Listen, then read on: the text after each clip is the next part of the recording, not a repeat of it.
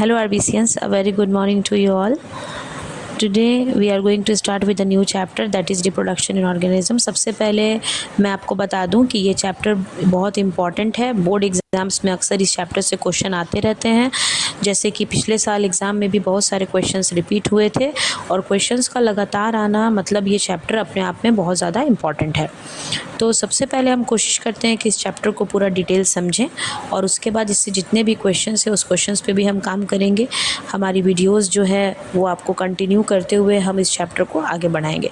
कुछ क्वेश्चंस हैं जो बहुत ज़्यादा बेसिक और इम्पॉर्टेंट हैं, तो उस पर आपको प्रॉपर ध्यान देना होता है। इस चैप्टर से ऑब्जेक्टिव्स आने की कंप्लीट पॉसिबिलिटी होती है और ऑब्जेक्टिव क्वेश्चन सॉल्व करना होता है। तो इसलिए चलिए स्टार्ट करते हैं अपना आज का चैप्टर।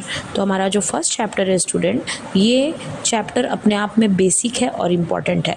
इस चैप्टर से बहुत सारे क्वेश्चंस रिलेटेबल हैं, तो चलिए शुरू करते हैं। सबसे पहले हम अपना चैप्टर 1 स्टार्ट करेंगे क्लास 12th के लिए, और ये चैप्टर 1 है स्टूडेंट, वो है रिप्रोडक्शन इन ऑर्गेनिज्म।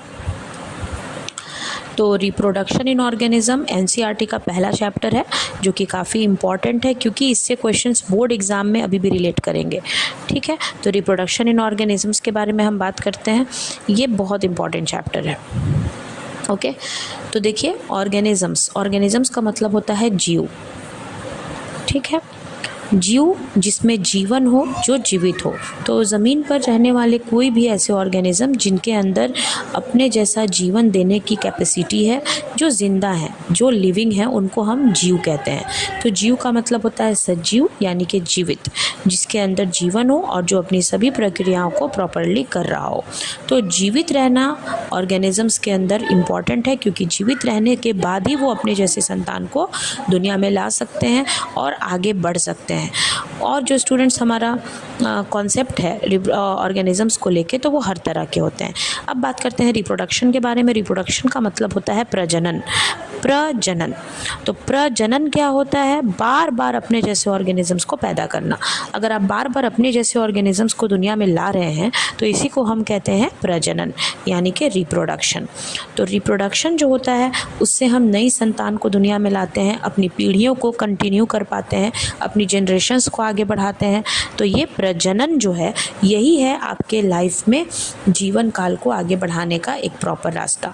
अब स्टूडेंट्स एक बात और, अगर आप प्रजनन कर रहे हैं तो प्रजनन करने से रिलेटेड आपको एक टर्म एनसीईआरटी में इंट्रोड्यूस किया गया, लाइफ स्पैन। तो हमारा अगला वर्ड क्या है? लाइफ स्पैन, जिसकी हिंदी होती है जीवन काल।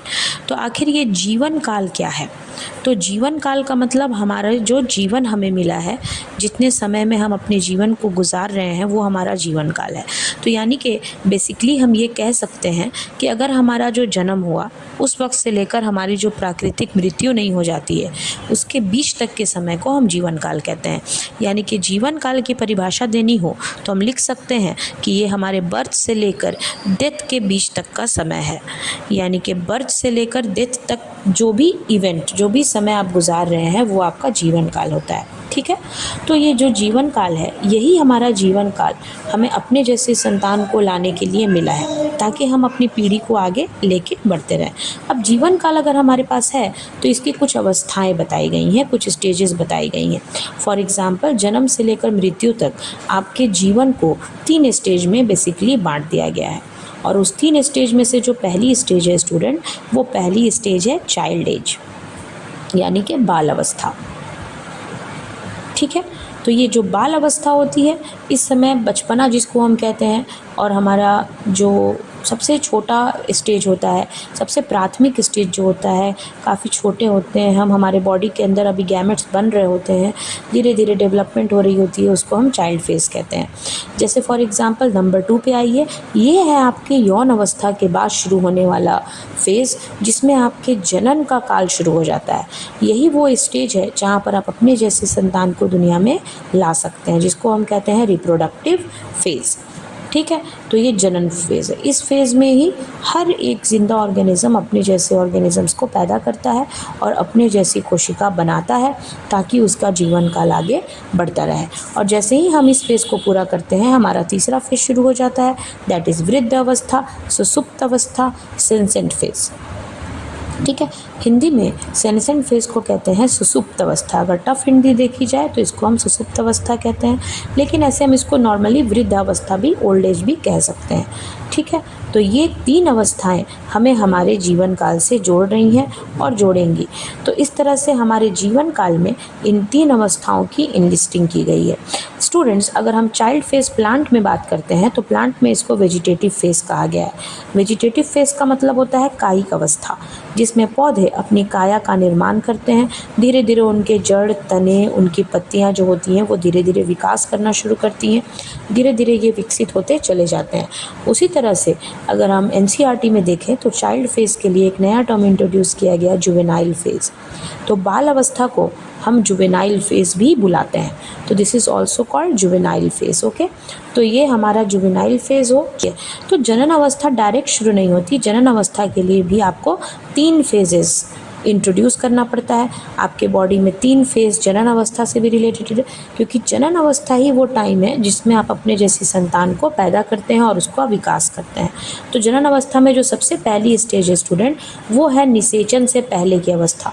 जैसे फॉर एग्जाम्पल, निषेचन में हम क्या करते हैं, नर और मादा, मेल और फीमेल अपने अपने शरीर में बनने वाले युग्मक को आपस में मिलाते हैं। तो युग्मक मिलने से पहले युग्मक के बनने का संभावना इम्पॉर्टेंट है। तो लड़के के बॉडी में भी युग्मक बनना ज़रूरी और लड़की के बॉडी में भी युग्मक बनना ज़रूरी। तो जब युग्मक बन रहा होता है तो उसको हम कहते हैं प्री फर्टिलाइजेशन स्टेप। ठीक है, तो ये हमारा प्री फर्टिलाइजेशन स्टेप है जिसमें हम युग्मक का निर्माण कर रहे होते हैं। ठीक है, ओके। तो प्री फर्टिलाइजेशन में मैंने आपको बताया मेल और फीमेल आपस में फ्यूज़ करते हैं और फ्यूज़ करने के बाद ये एक नई संतान को पैदा करते हैं। तो फ्यूज़न से पहले उनका गैमेट्स बन जाना चाहिए। तो गैमेट्स जो होते हैं स्टूडेंट, उनका निर्माण बहुत ही इंपॉर्टेंट है। जैसे हमारे बॉडी में हर तरह की कोशिका अलग अलग है, लंग्स, लीवर, किडनी, वैसे ही हमारे बॉडी में एक स्पेशल कोशिका होती है जिसको हम सेक्स सेल कहते हैं। जब वो दोनों सेक्स सेल, बॉयज़ और गर्ल्स दोनों के बॉडी में बनकर मिलते हैं तो ही निषेचन की संभावना बनती है। तो उनका बनना और आपस में मिलना बहुत इंपॉर्टेंट है। तो फ्री फर्टिलाइजेशन स्टेप होता है। उसके बाद ही जब वो दोनों अपने अपने पोजीशन पे मिलते हैं तो शुरू होता है दूसरा स्टेप, जिसको हम कहते हैं fertilisation event. That is called fertilisation event. ठीक है, ये है निषेचन की घटना। और तीसरे नंबर पे आता है जब एक छोटा बच्चा धीरे धीरे निषेचन के बाद जो बना वो बड़ा हो रहा हो, यानी कि निषेचन के बाद की घटना, that is post fertilisation event. Okay, तो प्रजनन क्या है? प्रजनन अपने जैसे संतान को दुनिया में लाना, उसके लिए आपको लाइफ स्पैन दिया गया। लाइफ स्पैन जन्म से लेकर मृत्यु तक चलने वाली घटना है। इसमें आपको 3 स्टेजेस पढ़ाए गए हैं, चाइल्ड फेज़, रिप्रोडक्टिव फेज़ और सेनेसेंट फेज़। तो तीनों ही फेज़ अपनी अपनी जगह पे बहुत इंपॉर्टेंट है। तीनों एक दूसरे से रिलेटेड है, तीनों का एक दूसरे से मिलकर आगे बढ़ना बहुत इंपॉर्टेंट है, क्योंकि ये तीनों जब एक साथ चलता है तो हम तीनों पूरा करने के बाद डेथ की तरफ मूव करते हैं, है ना। तो ये हमारे जीवन काल को आगे बढ़ाने का, हमारे शरीर में नई संतान को लाने का और हर तरह से अपनी प्रजाति को कंटिन्यू करने का सबसे आसान और बेहतरीन तरीका है। तो सबसे पहले गैमेट्स बनते हैं, फिर उन गैमेट्स का होता है फ्यूज़न और उसके बाद उनसे बनने वाली संतान को हम डेवलप करते हैं। दोनों के मिलने से ही नई संतान बनती है। और कई बार हमने ऑर्गेनिजम्स के बॉडी में बहुत तरह से रिप्रोडक्शन को प्रोसीड होते देखा, जिसमें अलग अलग तरह के रिप्रोडक्शन के प्रोसेस भी आपको बताए गए हैं। तो देखिए, चाइल्ड फेज़, रिप्रोडक्टिव फेज़ और सेनेसेंट फेज़, ये 3 फेज़ सबसे इंपॉर्टेंट है। ये आपसे डिस्कशन मेरी लाइफ स्पैन के रिलेट में हो रही है। हम लाइफ स्पैन के तीनों इवेंट्स को डिस्कस कर रहे हैं। तो ये जुवेनाइल फेज़ है जो कि चाइल्ड स्टेज है, वेजिटेटिव फेज़ भी हम इसको प्लांट्स के लिए कहते हैं, रिप्रोडक्टिव फेज़ जो कि प्रजनन अवस्था और सेनेसेंट फेज़ वृद्ध अवस्था है। ठीक है, तो ये एक छोटा सा बेसिक है जिसके थ्रू आप लाइफ स्पैन को समझ रहे हैं। अब इसी तरह से इसमें 3 स्टेज आपको दिखाया मैंने, प्री फर्टिलाइजेशन, फर्टिलाइजेशन और पोस्ट फर्टिलाइजेशन। तीनों स्टेज में सबसे पहले हम बात करेंगे प्री फर्टिलाइजेशन के बारे में कि ये प्री फर्टिलाइजेशन इवेंट क्या होता है स्टूडेंट्स। ठीक है, तो स्टूडेंट सबसे पहले मैं आपसे कुछ कहना चाहती हूँ। हमारी वीडियोस को अक्सर डिले हो जाता है, अक्सर कुछ काफ़ी दिन हो जाते हैं वीडियोस डाले हुए, क्योंकि कुछ वर्किंग इश्यूज़, कुछ टेक्निकल इश्यूज़ की वजह से। लेकिन आपका सपोर्ट जैसे हमेशा रहा है वैसे ही रहे तो काफ़ी सपोर्टिव होता है, क्योंकि आपके लिए अब वीडियोस बनाना प्रोसीड कर दिया गया है और आपका ये वीडियोस कंटिन्यू करने की पूरी कोशिश होगी, ताकि आपका जो नया सेशन है वो अच्छे से चलता रहे। पिछले सेशन हमारा एंड हो गया और अब हम नए सेशन में, तो नए सेशन में कुछ बेहतर परफॉर्म करने के लिए उस वीडियो को हम कंटिन्यू करेंगे। और जिस तरह से आपने हमेशा आरबीसी का साथ दिया है, आपका साथ बहुत इम्पॉर्टेंट है और आप हमेशा हमारा साथ देते रहे और हमारी वीडियोस कंटिन्यू रहेंगी। हमें गैप्स हो जाती हैं बिकॉज ऑफ सम इश्यूज़, लेकिन इस इश्यूज़ को सॉर्ट आउट करने की पूरी कोशिश करेंगे। तो आप चलिए आगे बढ़ते हैं प्री फर्टिलाइजेशन इवेंट के साथ। Okay, our next part that is pre fertilisation event, यानी कि निषेचन से पहले की घटना। तो जैसे कि मैंने आपको बताया कि आपके लाइफ स्पैन में रिप्रोडक्टिव फेज होता है वो बहुत इंपॉर्टेंट है और उसमें 3 स्टेजेस हैं। इसके पहले जो हमारी बात हो रही थी वो जीवन काल के रिलेटेबल हो रही थी, तो जीवन काल में हमारी 3 अवस्थाएँ देखी गई। और अब हम बात करते हैं निषेचन से पहले होने वाली घटना। तो स्टूडेंट, जब भी निषेचन होना होता है, यानी कि फर्टिलाइजेशन होना होता है, तो उसके पहले सबसे इम्पॉर्टेंट है कि मेल और फीमेल के बॉडी में उनके गैमेट्स बन जाएं। और गैमेट्स बनने की जो प्रोसेस है इसको हम हिंदी में कहते हैं युग्मक निर्माण और इंग्लिश में कहते हैं गैमेटोजेनेसिस। तो अब हम गैमेटोजेनेसिस के बारे में बात करते हैं। तो गैमेटोजेनेसिस होता क्या है? गैमेटोजेनेसिस का मतलब ही होता है कि जो सेक्स सेल है, यानी कि ऐसा सेल जो सेक्सुअल एक्टिविटी में पार्ट लेगा, उसका निर्माण हो जाना चाहिए। तो गैमेटोजेनेसिस 2 स्टेप में हम डिवाइड कर देते हैं।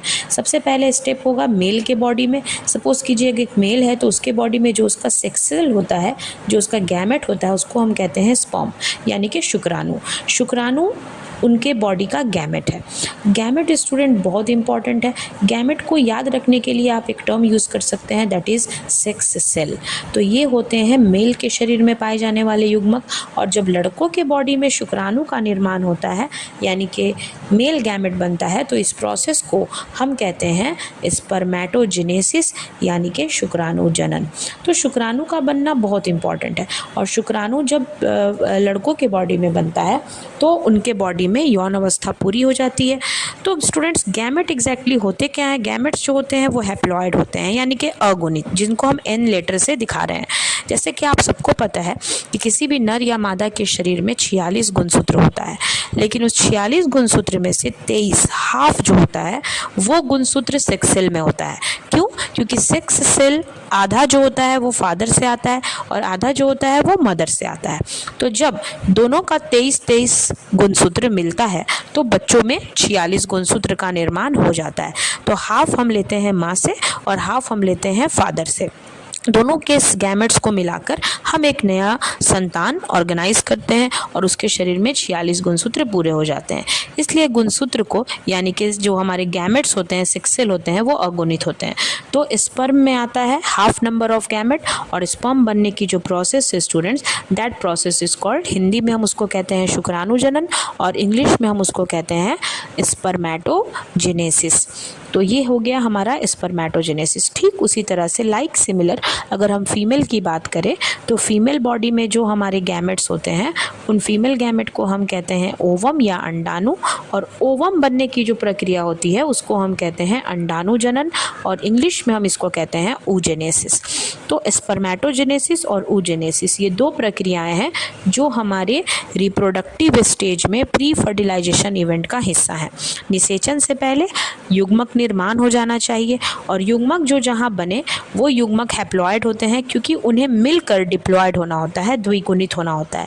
तो n नंबर ऑफ गैमेट्स दोनों में होगा, अंडाणु में भी और शुक्राणु में भी, और जब ये दोनों मिलेंगे तो दोनों के मिलने से अंडाणु जनन पूरा हो जाएगा, आपका युग्मक जनन पूरा हो जाएगा और निषेचन में ये दोनों भाग ले सकेंगे। तो ये तो है कि ये यहाँ बन गए, लेकिन इन दोनों को वैसी जगह पर आना होगा जहाँ पर इन दोनों का मिलन संभव हो, क्योंकि आपको निषेचन करना, और निषेचन तभी होता है जब नर और मादा युग्मक साथ होते हैं। तो इन दोनों को साथ लाना होगा, यानी कि नर के शरीर में जहाँ पर शुक्राणु बन रहा है, मादा के शरीर में जहाँ पर शुक्राणु बन रहा है या अंडाणु बन रहा है, उन दोनों को एक दूसरे के साथ आकर फ्यूज़ होना पड़ता है। है। तो दोनों आपस में जब फ्यूज़ होते हैं तभी ये काम पूरा होता है। तो जैसे कि मैं आपको बता दूं कि गैमेटोजेनेसिस तो हो गई हमारी ए नंबर स्टेप, लेकिन मैं आपको बता दूं फीमेल के बॉडी में जो अंडाणु बनते हैं वो अंडाशय में बनते हैं। नर के शरीर में जो शुक्राणु बनते हैं वो वृषण में बनते हैं, जिसको हम कहते हैं टेस्टिस। तो टेस्टिस और ओवरी ये दोनों के अंदर अपने अपने गैमेट्स बन गए, लेकिन अगर ये दोनों वहीं रह जाएंगे तो निषेचन में भाग नहीं ले पाएंगे। दोनों को आपस में मिलना होगा, दोनों को आपस में फ्यूज़ होना होगा। दोनों जब आपस में फ्यूज़ होते हैं तो जाकर एक नई संतान का निर्माण कर सकते हैं। तो यानी कि अंडाशय से अंडाणु को और शुक्राणु को टेस्टिस से निकलकर एक दूसरे के साथ मिलना होगा। तो जब ये दोनों एक दूसरे के साथ मिलेंगे तो जाइगोट बनेगा। इसलिए स्टेप नंबर बी, ये स्टेप नंबर ए है, और जब हम स्टेप नंबर बी की बात करते हैं तो वो है ट्रांसफ़र ऑफ गैमेट, यानी कि जहाँ जो ये दोनों बने हैं वहाँ से निकलकर उस जगह पर आना जहाँ पर इनका निषेचन पॉसिबल हो सके। यानी कि दूसरी जो कहानी है निषेचन से पहले वो ये है कि इन दोनों का स्थानांतरण हो जाना चाहिए, यानी कि transfer of gamete. Transfer of gamete बहुत इंपॉर्टेंट है, क्योंकि दोनों अगर ट्रांसफ़र होकर वहाँ नहीं आएंगे जहाँ इनको मिलना है तो हमारी आगे की प्रोसेस पूरी नहीं होगी। तो प्री फर्टिलाइजेशन इवेंट में आपने क्या देखा कि आपका गैमेट बन रहा है और गैमेट की ट्रांसफ़र हो रही है। ट्रांसफ़र होने के बाद ये दोनों आपस में हो जाते हैं स्टूडेंट्स फ्यूज़, और फ्यूज़ होते ही ये दोनों आपस में मिल जाते हैं और मिलने के बाद होता है निषेचन, यानी कि इवेंट नंबर 2। निषेचन होने के बाद क्या होगा स्टूडेंट, जो नन्हा सा जाइगोट बनेगा वो जाइगोट अब धीरे धीरे विकसित होना शुरू करेगा। जैसे एग्जाम्पल हम ह्यूमंस की बात करें तो जो जाइगोट बना वो अपनी माँ के शरीर में 9 मंथ्स रहने के बाद धीरे धीरे बड़ा होना शुरू करता है, और जैसे वो बड़ा होता है तो एक नई संतान बनकर पैदा होता है। तो वो होता है पोस्ट फर्टिलाइजेशन इवेंट। तो एक नई संतान बनना, धीरे धीरे विकसित करना और एक प्रोसेस पूरा करना, ये हमारे जीवन काल का एक बड़ा उद्देश्य है। तो जैसे फॉर एग्जांपल पहले गैमेट्स बने, फिर गैमेट्स का फ्यूज़न हुआ, और फ्यूज़न होने के बाद एक नई संतान बनी और धीरे धीरे उसका विकास हुआ। तो प्री फर्टिलाइजेशन, फर्टिलाइजेशन और पोस्ट, तो ये तीनों मिल करके एक नई संतान को दुनिया में लाने का एक प्रॉपर स्टेप है ना स्टूडेंट्स। तो आपको ये समझना है कि आपके जो प्रोसेस हैं जीवन काल के वो रिप्रोडक्टिव फेज़ में ही ज़्यादा पूरे हो रहे हैं।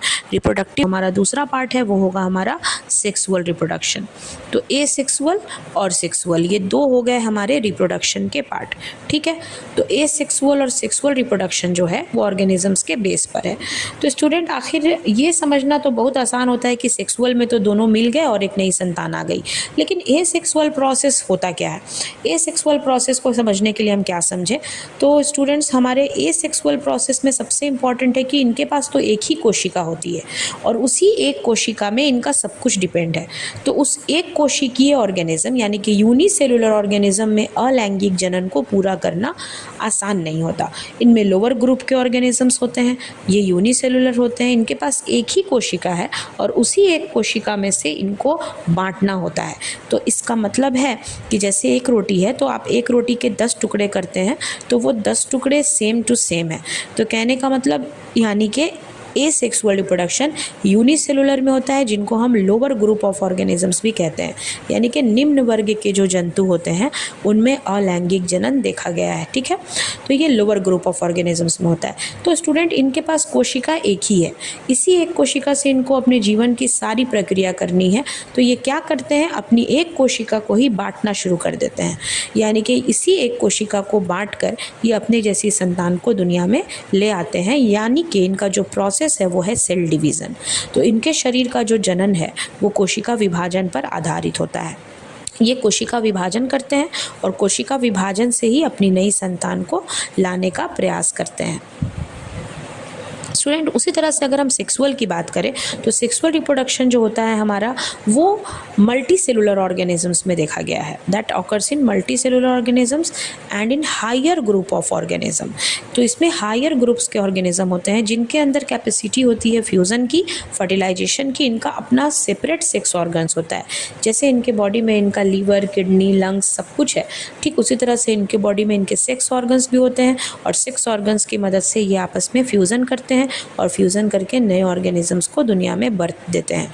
तो ये हैं हमारे सेक्सुअल रिप्रोडक्शन से रिलेटेड ऑर्गेनिज्म। इसके बाद स्टूडेंट्स, इनका प्रोसेस किस पर डिपेंड करता है, आप ये सोच रहे होंगे।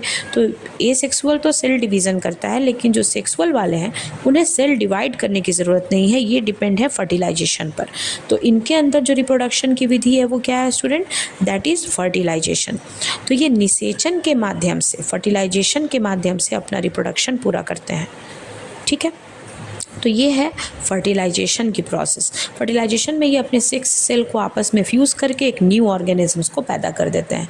तो यानी कि इनके पास सेक्स सेल है, सेक्स सेल इनके आपस में मिल जाते हैं by the help of sex organs, और ये सेक्स ऑर्गन्स को मिलाकर एक न्यू ऑर्गेनिज्म बनाते हैं। लेकिन जो सेल डिवीज़न है और जो सेक्सुअल फ्यूज़न है, दोनों में डिफरेंस होता है। स्टूडेंट, अगर हम एक रोटी के 10 टुकड़े करते हैं तो वो 10 टुकड़ा सेम होगा। इसीलिए जो हमारे एसेक्सुअल से जो ऑर्गेनिज्म बनती है वो बिल्कुल सेम होती है, और सेम होने की वजह से हम इनको कहते हैं क्लोन। बिल्कुल सिमिलर होती है और सिमिलर होने की वजह से हम इन्हें क्या बुलाएंगे, क्लोन बुलाएंगे। तो याद रखिएगा कि एसेक्सुअल से जो भी संतान पैदा होगी वो एक दूसरे के बिल्कुल समान होगी, और हम इन्हें बुलाते हैं क्लोन, जिसको समजात कहा गया है। लेकिन सेक्सुअल रिप्रोडक्शन में हम कुछ नया बनाते हैं।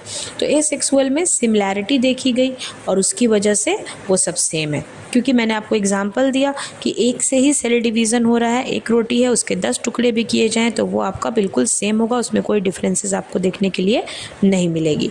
स्टूडेंट्स, कहा गया चूँकि ये सब सेम है, इसकी वजह से ये क्या होते हैं, ये वेरिएशन नहीं, इनमें कुछ बदलाव नहीं देखा जाता। तो बदलाव नहीं देखने की वजह से ये वेरिएशन में भाग नहीं ले पाते, it does not participate in variation. तो हम वेरिएशन नहीं कर पा रहे, और जहाँ वेरिएशन नहीं होती है स्टूडेंट, वहाँ पर कुछ नया नहीं बन रहा, और नया नहीं बनना यानी कि विकास नहीं हो रहा, इवोल्यूशन नहीं हो रहा। तो नया नहीं बन पाना इवोल्यूशंस में हिस्सा नहीं लेने देता है, कुछ विकसित नहीं करने देता, यानी कि ये इवोल्यूशन में भाग नहीं ले पाते हैं। Yes, they do not participate in evolution. अब मैं आपको बताऊं कि ये जो इवोल्यूशन में भाग तो नहीं ले रहे हैं, लेकिन कोई बात नहीं, हमारा मुद्दा यहाँ इवोल्यूशन नहीं है, हमारा मुद्दा यहाँ रिप्रोडक्शन है। भले ही ये विकास नहीं कर रहे हैं, लेकिन ये लगातार संतति बढ़ा रहे हैं, ये लगातार जनरेशन्स को आगे बढ़ा रहे हैं। तो इवोल्यूशन हम जिस चैप्टर में पढ़ना होगा पढ़ेंगे, लेकिन इवोल्यूशन इंपॉर्टेंट नहीं है, यहाँ पे इंपॉर्टेंट है एसेक्सुअल प्रोसेस को जानना। तो कम समय में ये ज़्यादा ऑफस्प्रिंग पैदा करते हैं, ज़्यादा से ज़्यादा नंबर ऑफ ऑर्गेनिजम्स बनाते हैं, जिससे काफ़ी आसानी होती है और रिप्रोडक्शन लगातार आगे बढ़ता जाता है। माना कि ये इवोल्यूशन नहीं कर रहे, लेकिन ये रिप्रोडक्शन को आगे लगातार बढ़ाते हैं। ठीक है, अब बात करते हैं सेक्सुअल के बारे में। सेक्सुअल रिप्रोडक्शन चूँकि नए ऑर्गेनिजम्स को पैदा कर रहा है, तो न्यू ऑर्गेनिजम्स हो रहा है तो ऑटोमेटिक है कि वेरिएशन होगा। सपोज़ कीजिए अगर एक माँ बाप से 4 संतान हो रही है, तो दोनों के गैमेट्स उसमें मिल रहे हैं और वो नई ऑफस्प्रिंग्स बना रहे हैं, तो वो 4 के 4 संतान में कुछ ना कुछ डिफरेंसेस होगा। चारों के चारों का मेंटल एबिलिटी, चारों के चारों का सब कुछ डिफरेंट होगा, और चारों किसी ना किसी फील्ड में एक्सपर्ट होंगे। तो ये 4 के 4 जो हैं वो अपने वेरिएशन को कंटिन्यू करेंगे, और इसकी वजह से इनमें इवोल्यूशन के पूरे चांसेस होते हैं, और इनसे जो नई संतान आती है स्टूडेंट, इनको हम ऑफस्प्रिंग्स कहते हैं। कई सारे बुक्स में इनको ऑफस्प्रिंग्स या प्रोजेनी भी कहा गया है।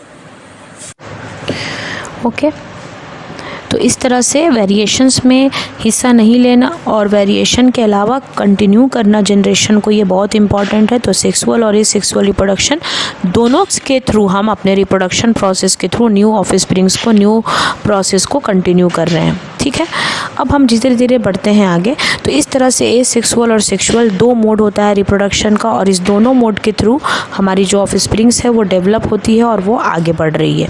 धीरे धीरे हमारी जनरेशन्स को आगे बढ़ा सकते हैं हम। तो ये था हमारा एक छोटा सा कॉन्सेप्ट, फर्स्ट चैप्टर के एक छोटे से बेसिक कॉन्सेप्ट को लेकर हम आगे बढ़े। और इस तरह से हमारा अगला जो लेक्चर होगा वो हमारे सेक्सुअल रिप्रोडक्शन के टाइप्स पर होगा, कि आखिर कैसे बैक्टीरिया और फंगस अपना शरीर का विभाजन पूरा करते हैं और कैसे इनका रिप्रोडक्शन जो होता है वो पूरा हो पाता है ना। तो चलिए आगे बढ़ेंगे, कंटिन्यू करेंगे अपने लेक्चर को अपनी अगली वीडियोज़ में, और आपके लिए काफ़ी सारे कॉन्सेप्ट्स के साथ ये वीडियोज़ आगे बढ़ेंगी और हम इसको बहुत प्रॉपरली लेकर आगे बढ़ेंगे। तो इस तरह से आप अपने वीडियोस का सपोर्ट कंटिन्यू रखिए। टिल देन मिलते हैं आपसे अपने अगली लेक्चर में, आगे बढ़ेंगे। Thank you, have a safe day.